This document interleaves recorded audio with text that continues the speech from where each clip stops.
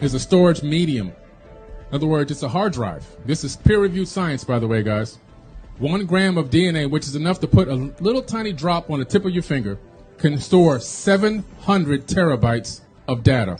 Zeros and ones that make your phone work and make your computer work. Zeros and one bits of data, zeros and ones, can be stored on DNA. We're walking USB drives. Literally, inside of your body right now, you can store 13.5 billion years of data. Ironically, that's how old the universe is. You literally have all the information stored in your body from the beginning of time until this very moment, inside of you. So when people say the universe is in you, it's not just a figure of speech. Like, the universe is really in you. Everything that was here from the beginning is here right now. Nothing's been added, nothing's been removed due to the law of thermodynamics. Energy cannot be destroyed, it can only be transformed. You're just here right now in this particular form at this particular moment, but all the information in your DNA will go back, if you had the capability of decoding it, will allow you to find this out. This is why, and some of you here know that I talk a lot about the Anunnaki, these Atlantean beings that came here in the distant past and genetically modified the existing hominid. They didn't create people, they modified people. If you really analyze the text, and I'm not just talking about Sumerian text, you have to go into several different versions of text, the Enumerated List and Seven Tablets of Creation, the Atra-Asis Epic, the Epic of Gilgamesh. You go into the Emerald Tablets.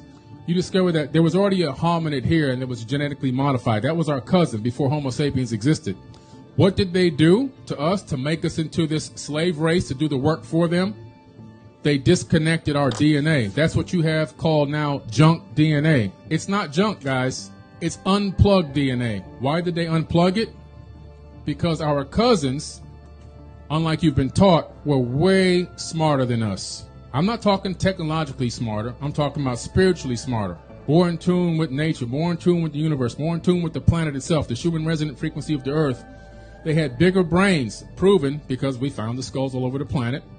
They had, probably because of bigger brains, most likely had bigger pineal glands, which is your spiritual antenna.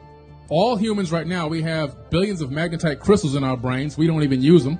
They probably had access to their magnetite crystals, which is what turtles use to navigate the oceans to come back to where they're going to lay their eggs. And birds, they flock to the south in the winter and so forth, all using the magnetic field. Well, we have the same capability, but right now we've been disconnected from using that. If a tsunami comes inland, before it even hits, all the wild animals run to the mountains and the hills. You never see wild animals getting swept away by a tsunami. We've been disconnected. You know, our DNA has been disconnected.